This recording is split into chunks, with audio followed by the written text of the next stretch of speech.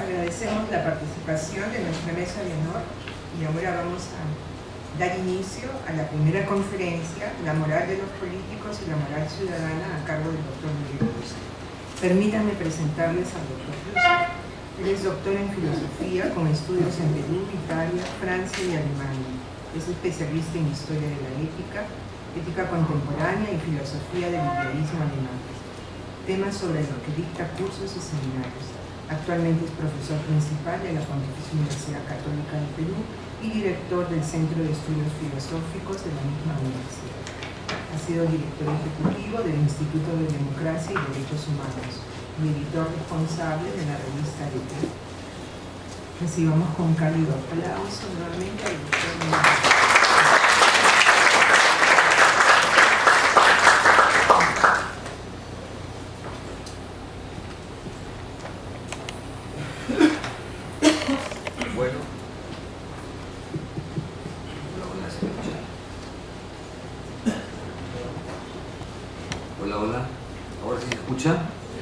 Ok, bueno, muy buenos días. Tenemos una hora solamente para esta primera charla que tiene por título La moral de los políticos y la moral ciudadana. Voy a dividir esta charla, digamos así, en tres partes. La primera parte va a ser una breve introducción a la ética que vamos a escuchar en un video. Voy a explicar cómo. En segundo lugar, voy a pasar un par de diapositivas específicamente sobre el tema la moral de los políticos y la moral ciudadana. Es la misma o diferente. Y la tercera parte será para un intercambio de preguntas y respuestas con ustedes. Una discusión siempre muy importante. Eso le he pedido a todos los profesores que lo hagan. Tenemos en la pantalla, ahora en el ecran, la página web que les comenté, portal, que se llama El Talón de Aquiles. ¿Está con la pantalla completa? No. A ver, ahora sí. El Talón de Aquiles dice allí, portal de recursos para la enseñanza de la filosofía. Ustedes ponen en la web El Talón de Aquiles, ¡puc!, y aparece esta página. Portal de recursos para la enseñanza de la filosofía. Es decir, es un portal que nosotros hemos preparado para docentes y para alumnos de temas vinculados a la filosofía. En general, un tema vinculado a la filosofía es, por supuesto, la obra de Platón, pero también es, por ejemplo, la cuestión del género, o el multiculturalismo, o la ética, o temas de actualidad. Ahí ven ustedes un menú donde hay cursos, lecciones, recursos, temas de actualidad y noticias. ¿Ok? Estamos ahora en la página del inicio.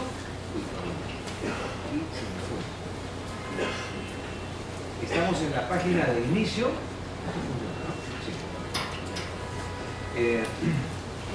Ok. Entonces, les digo esto, el portal es, por supuesto, completamente libre para ingresar y uno puede encontrar allí, esa es nuestra idea, recursos, materiales que puede utilizar en el aula o incluso lecciones o cursos ya preparados que uno puede seguir. Yo les puedo comentar que hay un curso de introducción a la ética, este es un Publicherry que yo he hecho yo mismo, es decir, con 6 videos acompañados de textos que pueden ustedes utilizar en clase libremente. ¿Ok? Pero tenemos además muchas lecciones. Entonces vayamos a las lecciones. Fíjense ustedes, lecciones sobre la tolerancia, sobre la ética, sobre la filosofía colonial, sobre la estética, etc. Hay muchas lecciones preparadas por los profesores de la Universidad Católica o de otras universidades. Yo quisiera entrar ahora a una lección que se llama Introducción a la Ética.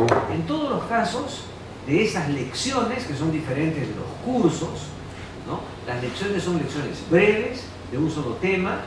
Vayamos a la lección Introducción a la Ética. Entonces, tomar esta lección esperemos que funcione, tomar esta lección. Y apenas uno toma la lección, no vamos a entrar ahora a los detalles, pero ustedes pueden hacerlo en su casa con toda confianza. Aquí dice abrir enlace. Hay un video de introducción a la ética, que eso es lo que vamos ahora a escuchar. Todos los videos son cortos, naturalmente, porque ese es el lenguaje, a eso obliga el lenguaje audiovisual. Entonces vamos a abrir el enlace de este curso de introducción a la ética y vamos a escuchar el curso. El video dura 11 minutos, de manera que escucharemos este tema introductorio, que es importante, me parece, para que enseguida, cuando hablemos de la moral o la ética de los políticos, tengamos una idea un poquito más precisa de a qué cosa estamos llamando ética. ¿Okay? Entonces, doy pase al video, que por supuesto ustedes pueden ver luego, si quieren, por su cuenta, nuevamente. Ojeando las noticias en Facebook, Luz se entera de que la denuncia contra Luis Figari ha sido archivada por el Ministerio Público.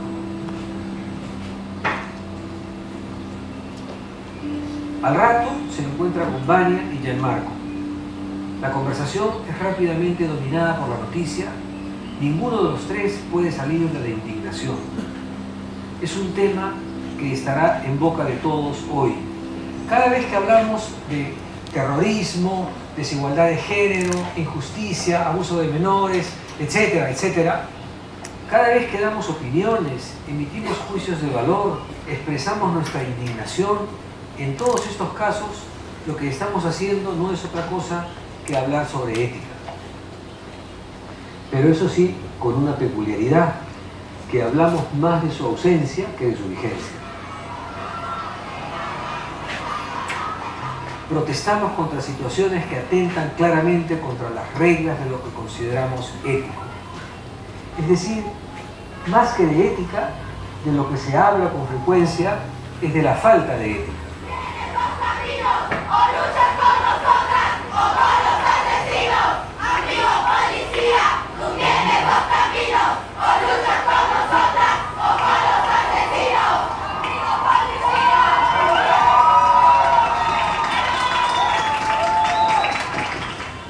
Detengámonos aquí un momento y reflexionemos sobre el uso que le damos a este término tan peculiar. Usamos la palabra ética para referirnos a dos cosas distintas. De un lado, a la conducta de las personas, y del otro, al sistema de valores por el cual se rige esa conducta.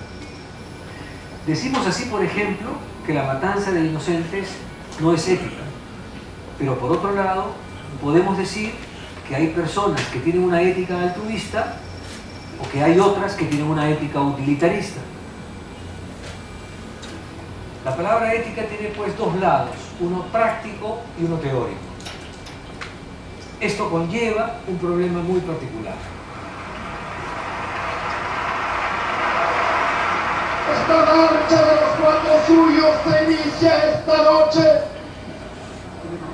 El camino de un nuevo amanecer democrático. Una cosa es equivocarse y otra cosa es ser corrupto. Y señores, que quede claro que Alejandro... Se puede hablar de una manera y vivir de otra. Desde muy temprano advirtieron los filósofos griegos esta particular contradicción presente en los individuos y en las sociedades. Decían por eso que la ética no puede enseñarse como se enseñan las ciencias, ya que muchas de estas son puramente teóricas, mientras que la ética está directamente vinculada con la manera de vivir. La única manera de enseñarla, decían, es con el ejemplo. Todos y cada uno de nosotros pone en práctica una manera de vivir moldeada día a día por todas y cada una de nuestras acciones y nuestras inacciones. Detrás de las acciones existe la manera en que concebimos un sistema de creencias valorativas, nuestros principios, nuestros valores, las reglas por las cuales guiamos nuestra conducta. Es claro que no todas las personas tienen una concepción ética explícita, pero lo que sí tenemos todos es una conducta o una forma de vivir. En otras palabras, todos participamos de la dimensión práctica o vital de la ética. Al hacerlo, estamos revelando que tenemos una concepción ética implícita. Esto era lo que pensaba Kant cuando decía que todas las personas, lo sepan o no, se guían en la práctica por pautas de conducta, por máximas. Presuponemos que hay un orden o una jerarquía de valores que se debe respetar para hacer posible o justa la convivencia humana. Ese orden no ha sido siempre el mismo en la historia, más bien se ha ido produciendo una evolución de nuestra conciencia moral a lo largo del tiempo. Antes de continuar, quisiera que nos preguntemos brevemente, ¿significa lo mismo ética que moral? En nuestro lenguaje cotidiano, es claro que no hacemos diferencias entre estas expresiones. Decimos tanto poco ético como inmoral, o decimos igual ética profesional que moral profesional. Lo mismo haremos en este curso. No distinguiremos entre esas dos palabras. Los manuales técnicos las diferencian, pero sin mucha fortuna. Además, moral es en realidad la traducción castellana de la palabra griega ethos o etiqué. Lo que sí conviene retener es que en griego ethos significa sistema de costumbres o sistema de valores de una sociedad. Al comienzo, el término parecía referirse solo a las buenas conductas, mientras que ahora comprende a todo el conjunto de las acciones humanas, tanto las buenas como las reprobables. Más exactamente, la ética es la pauta o el criterio que empleamos para diferenciar entre unas y otras, entre las buenas y las malas. Ahora bien, no todo en la vida es ética. ¿Qué es lo que la distingue? ¿Qué es lo más propio de la ética? Transportémonos por un momento a la ciudadela de Machu Picchu, donde vemos a 3 viajeros que acaban de llegar. Uno de ellos, impresionado por la arquitectura, se pregunta qué recursos tecnológicos utilizaron los incas para realizar esa construcción, qué cálculos hicieron, qué conocimientos tenían. Digamos que su interés es tecnológico o científico. El segundo viajero, en cambio, prescinde de todo eso y se concentra conmovido en la belleza del paisaje, disfruta del hermoso espectáculo que ofrece la ciudadela en ese entorno. Digamos en este caso que su interés es estético. El tercer viajero, en fin, se pregunta más bien cuánto esfuerzo o sufrimiento y de cuántas personas fue necesario para construir la ciudadela, qué relaciones de sometimiento o de poder reinaban en esa sociedad. Diremos entonces que su interés es ético o moral.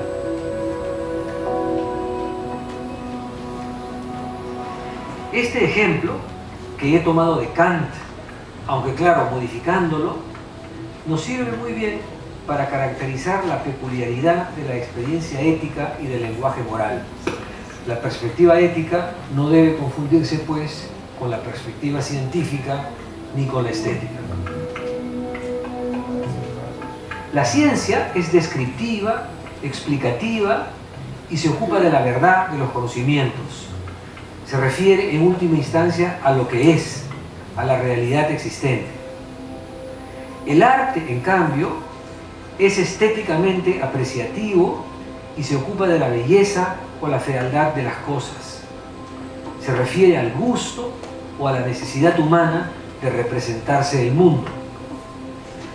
La ética, por su lado, es valorativa o normativa y se ocupa de la bondad o la maldad de las acciones humanas.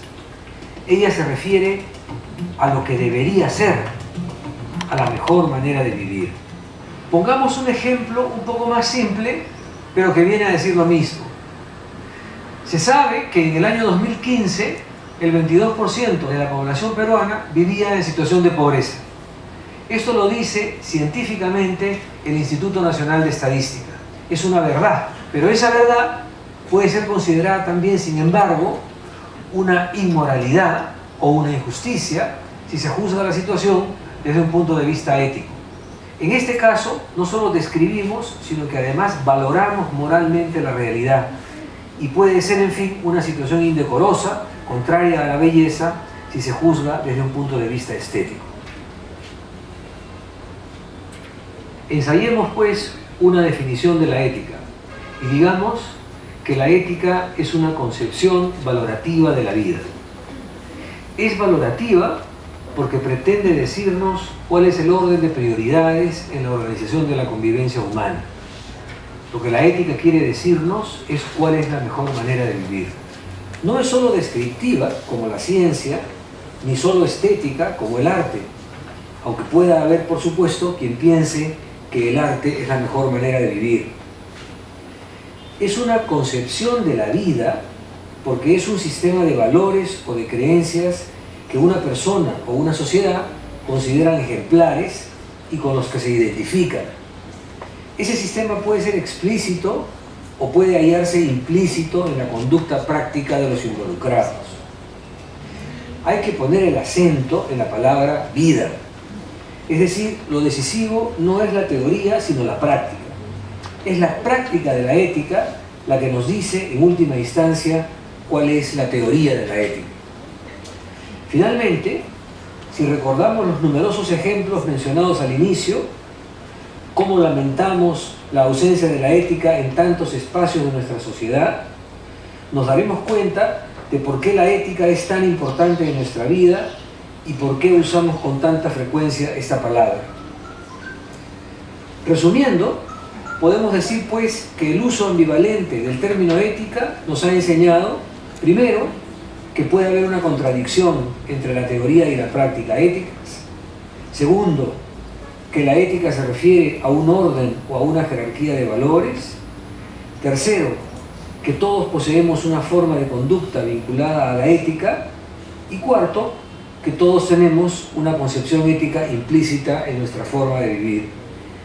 Ya tenemos pues una definición de la ética, pero es una que deja todavía muchas cuestiones pendientes.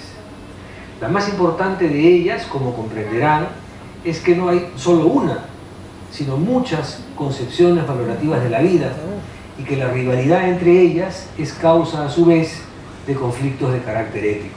En nuestra próxima clase vamos a ocuparnos de cuáles han sido los principales modelos o paradigmas de comprensión de la ética en la historia.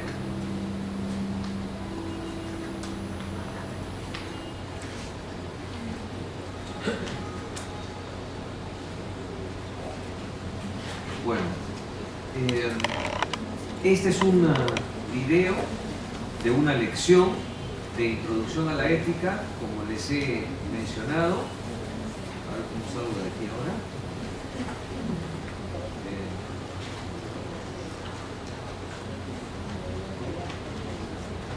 Eso.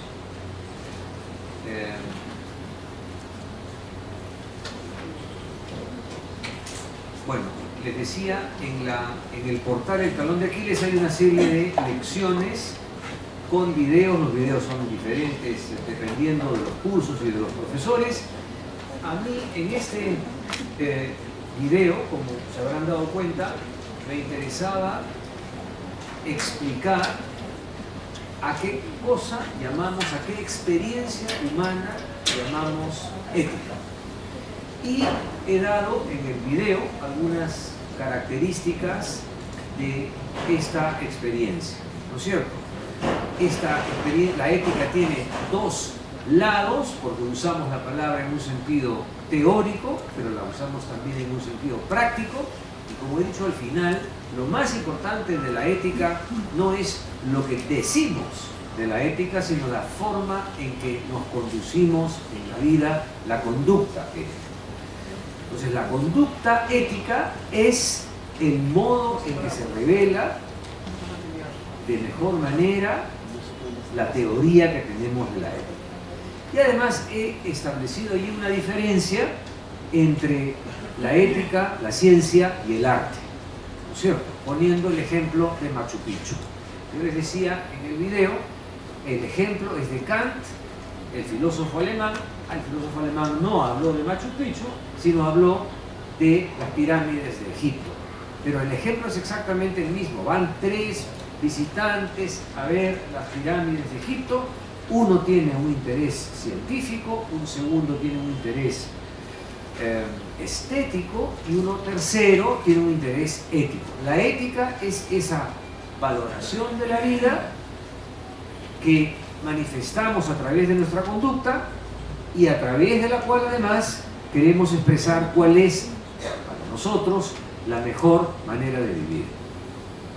Esa es una introducción al tema general del curso. Pero quiero pasar ahora a lo que también anuncié, que es a el tema específico, más específico de la clase de hoy, que es el de la moral ciudadana. Eso. Listo. La moral de los políticos y la moral ciudadana. La ética de los políticos y la ética ciudadana. Es algo que a todos nosotros ahora nos resulta muy claro. Parecería como si fuera una cosa normal en los políticos el que hablan de la ética de una manera, pero actúan de otra. Ha habido una crítica muy fuerte en la sociedad peruana en las últimas semanas, meses, porque se dice se actuó engañando a la opinión pública, se dijo que se haría una cosa y se hizo otra. Y sin embargo, hay algunos políticos que han salido a decir que la política es así, ¿no es cierto? Que la política no tiene por qué guiarse por la moral ciudadana común y corriente, sino que tiene otros criterios de la política. Eso es lo que quisiera yo ahora abordar sobre la base de lo que ya hemos mencionado anteriormente en el video. Hay una sola política, una sola moral. Pongamos la pregunta de esa manera: ¿la moral es una sola o los políticos tienen una moral diferente? No es una pregunta que signifique simplemente los ciudadanos somos buenos y los políticos son malos. No, hay una teoría, hay una concepción teórica de la política que defiende que los políticos deben tener una moral diferente. Y esa es la teoría que tiene Maquiavelo. Nicolás de Maquiavelo, en su obra El Príncipe, en el capítulo 19 de la obra El Príncipe, dice Maquiavelo, es el título de ese capítulo, si los políticos deben o no mantener su palabra. Es el capítulo, no es que sea una cosa extraña. Y el propio Maquiavelo dice: de ninguna manera, los políticos nunca deben mantener su palabra. ¿Por qué? Porque el interés principal del político no es que le crean, sino gobernar. Y gobernar lleva a cambiar de discurso, a mentirle al pueblo porque el pueblo es ingenuo. Entonces, lo que Maquiavelo dice no es algo, lo que nosotros vemos hoy en día no es algo nuevo, es algo que ya está planteado por Maquiavelo y en términos teóricos. No en vano existe la expresión maquiavelismo. Pero voy a referirme para plantear este problema nuevamente a Kant. Kant es un filósofo importante, alemán muy importante, claro que es antiguo como filósofo, vivió en el siglo XVIII, pero Kant tiene una gran actualidad. Una de las preguntas que se hizo Kant fue justamente esa: ¿la moral es una sola o los políticos tienen una moral diferente? Obviamente Kant pensó o pensaba que la moral es una sola y que no es justificado que los políticos mientan o engañen como pensaba Maquiavelo. Por eso dice Kant en un libro que se titula La paz perpetua, es un libro que recomiendo, en realidad es un pequeño libro, se le llama un opúsculo porque es una obra pequeña, es un libro que Kant escribió con el propósito de preguntarse o de explicar cuándo el mundo podrá vivir en paz, cuándo se podrán acabar las guerras. Fíjense, La paz perpetua es un título irónico. Había, dice Kant, cerca de su casa una taberna que se llamaba La Paz Perpetua, y era una taberna que estaba cerca de un cementerio. Entonces, claro, La Paz Perpetua, una taberna cerca de un cementerio, era una broma casi el título de ese lugar, y Kant, a propósito, usando la expresión paz perpetua en otro sentido, que es como, digamos, lograr una paz duradera entre las naciones, le puso a su obra el título La Paz Perpetua. ¿Cómo se puede conseguir acabar con las guerras y mantener una paz duradera entre las naciones? Hay una sola fórmula, dice Kant. Y esa sola fórmula es que todos los países, dentro de cada país, impongan el Estado de Derecho. Si todos los países del mundo viven con una legislación que consagra el Estado de Derecho, entonces habrá finalmente paz entre todas las naciones. ¿Por qué? Porque el Estado de Derecho es el resultado de un contrato social en el que todos los individuos aceptan respetar las leyes y, por supuesto, no hacer uso de las leyes en beneficio personal y, por supuesto, no incumplir ese pacto social. Si es que eso ocurriese, habría una paz duradera. En ese libro, en una de las partes de ese libro, se pregunta Kant, ¿el político está autorizado a mentir? ¿El político tiene una moral diferente a la de todos los demás ciudadanos? Todos los ciudadanos debemos respetar el pacto social, ¿el político no? Por eso dice, lo estoy citando acá en esta lámina, la política dice, sed astutos como las serpientes. Acá también hay un asunto muy interesante. Ustedes saben que en toda la historia de la filosofía política se ha comparado a los políticos con algunos animales, ¿no? Hay siempre figuras de animales. Siempre se ha dicho el político debe ser una serpiente, sinuoso, ¿no es cierto? Maquiavelo dice que el político debe ser un zorro, astuto también. Y además debe ser un león, porque dice el zorro es astuto pero no tiene fuerza. En cambio, el león tiene fuerza pero no es astuto. Entonces dice que debe ser un zorro y un león. Bueno, hay una tradición de calificar o caracterizar la conducta de los políticos a través de la conducta de ciertos animales. Bueno, dice Kant, la política o los políticos, digamos, el consejo de la política es que los políticos deben ser astutos como las serpientes. Pero la moral añade, como condición limitativa, que deben ser sin engaño, veraces como las palomas.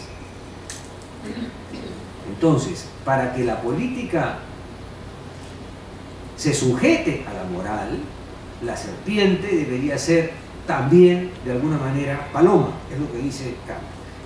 Ustedes saben que esa es una comparación muy antigua, aparece también en el Evangelio, ¿no? En el Evangelio también se dice que los seguidores de Jesucristo deben ser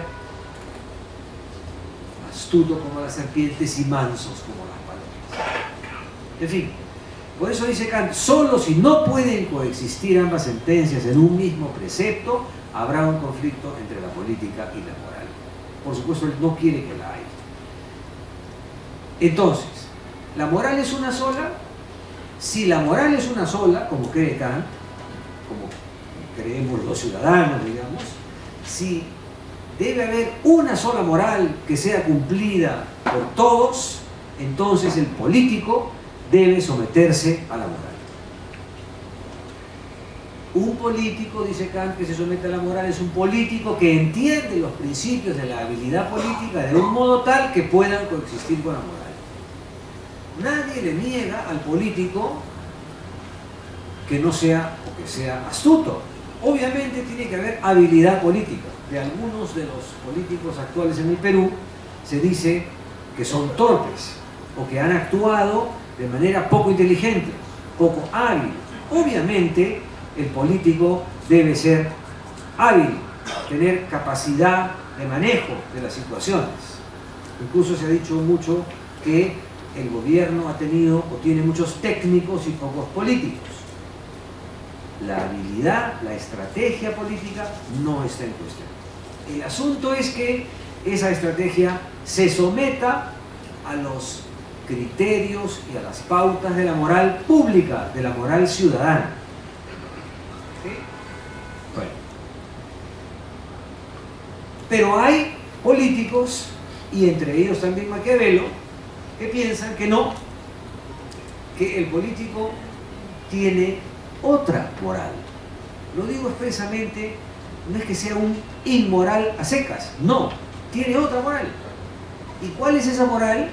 Que usa la moral ciudadana según sus intereses.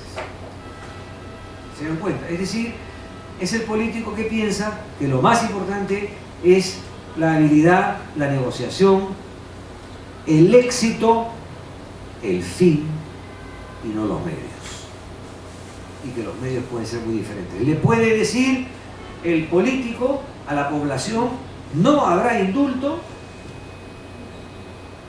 puede asegurarlo, pero luego, engañando a la población, hace aprobarlo. ¿Se dan cuenta? Ese es, ojo, que lo que está diciendo acá, y vamos a ver enseguida mejor, Maquiavelo, no es que el político no piensa en nada. Ha habido más de un artículo en los diarios en los que se ha dicho expresamente que la decisión o la jugada del gobierno ha sido magistral. Magistral. Es decir, se ha elogiado ese tipo de habilidad que, sin importar los vaivenes de la moral, pues toma una decisión engañando a medio mundo, pero con éxito. Bueno, supuestamente, si es que creyendo tener. Entonces veamos, en este caso es un político que se forja una moral tal que resulte útil a las conveniencias de su gestión como hombre de Estado. Esa es la definición que da Kant del político que se aprovecha de la moral y que tiene una moral diferente. Entonces, vayamos ahora con un poquito más de detenimiento. ¿De qué moral estamos hablando cuando decimos la moral de los políticos? O sea, suponiendo que tienen una moral diferente, que es, como digo, el caso de la tesis que defiende Maquiavelo. Esa es una moral de conveniencia política. Lo único que le importa al político, a ese político, no a todos, sino a ese político, pragmático o pragmático, es el éxito inmediato. Nosotros hemos escuchado en la cultura política del país a varios políticos frases famosas como que el político que no cambia es un tonto, ¿no es cierto? O que el político debe saber medir la oportunidad, cuándo cambiar de estrategia, etc. Entonces, la moral de la conveniencia política es la del político pragmático que usa o relativiza la moral en su propio provecho. Bueno, en su propio provecho significa decía Maquiavelo, en provecho de la estabilidad de su régimen de gobierno. Esto también habría que recalcarlo. Maquiavelo cree que el político debe, utilizar la moral en aras de la estabilidad del gobierno. Pero nunca dice que el político deba ser un corrupto, ni tampoco que el político deba encubrir la corrupción. Eso no se le ocurrió a Maquiavelo. Nosotros hemos superado a Maquiavelo al decir que el político también, o los políticos pueden acordar entre ellos encubrirse o protegerse recíprocamente de las acusaciones de corrupción. Es un caso también gravísimo en el país a raíz de las revelaciones sobre la corrupción en las obras públicas en el país. Bueno, entonces, estamos hablando acá de las serpientes o de los zorros leones, como decía Maquiavelo. La política para este tipo de políticos es una técnica. Esto es algo que surgió en la Edad Moderna con Maquiavelo, la política entendida como una estrategia de gobierno, no entendida como la digamos, realización del bien común o el respeto de un pacto social, sino como una técnica de gobierno. Y por eso se dice que el político que practica este tipo de moral aparte es un separatista moral. Es un término un poco más técnico para decir los políticos creen que tienen una moral separada. Es común escuchar declaraciones de los políticos que relativizan esas preocupaciones que tiene el pueblo o la sociedad de que hay que respetar las leyes o los acuerdos. A veces no. La traición. Las traiciones son moneda corriente, pan de cada día de la vida política. Se serruchan en el piso. Bueno, eso lo vemos incluso entre los miembros de la familia que hoy tiene la mayor votación en el Parlamento Nacional. Traiciones. La moral es una sola, la moral ciudadana. Es decir, Kant piensa, y yo creo que muchos ciudadanos pensamos, que la moral es una sola, es decir, que los políticos deben respetar la moral universal, la moral de todos los ciudadanos. Esta es la idea que decía del pacto social. En un pacto, en el contrato social, todos los ciudadanos nos comprometemos a cumplir con las reglas establecidas por el pacto social y a respetar esas reglas. No solamente en el caso de la corrupción, en el caso del combate contra la corrupción. Vamos a tener en este cursillo la intervención de un ex procurador anticorrupción, que es el doctor Iván Meini, que nos va a hablar del tema en términos jurídicos, y en la última clase yo mismo voy a referirme, así se titula mi última clase, cómo combatir la corrupción. Porque depende cómo se defina y cómo se afronte, habrá maneras diferentes para combatirlo. Pero en fin, ese es un tema de otra clase. Yo decía, la corrupción es por lo pronto un incumplimiento del contrato social, de la moral ciudadana. Hay alguien que se beneficia en contra de la mayoría de los ciudadanos. Eso es inmoral y por supuesto también es ilegal.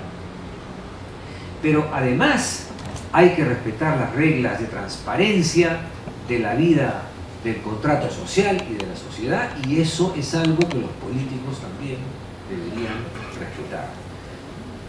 Ya he dicho, Kant asocia esto a la conducta de las palomas.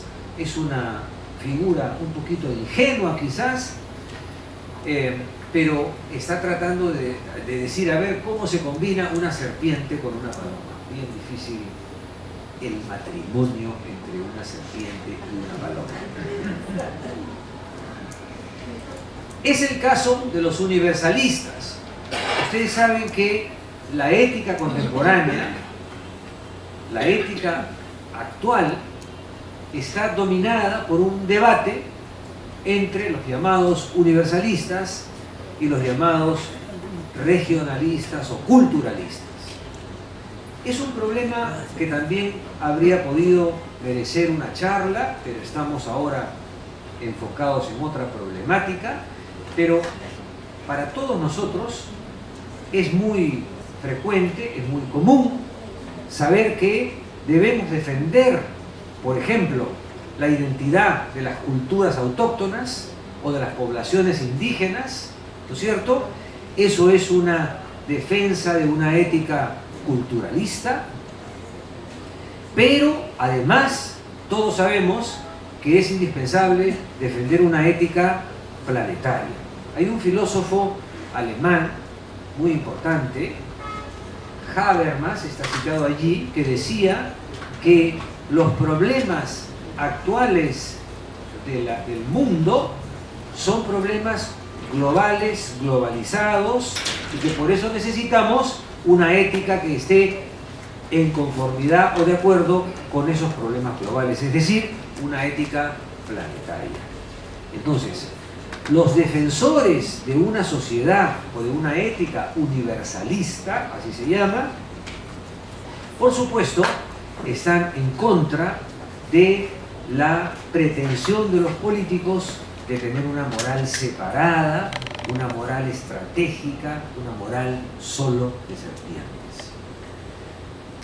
Es por eso que se menciona allí la validez universal de la moral, es decir, para que una sociedad pueda mantenerse de manera coherente y sana, necesita que los políticos respeten la moral de todos los ciudadanos. Bueno, con eso cierro la exposición y sobre la base de las dos presentaciones tenemos unos 15 o 20 minutos para una discusión con el público. Yo conozco al público de docentes y nunca he visto un público tan discutidor.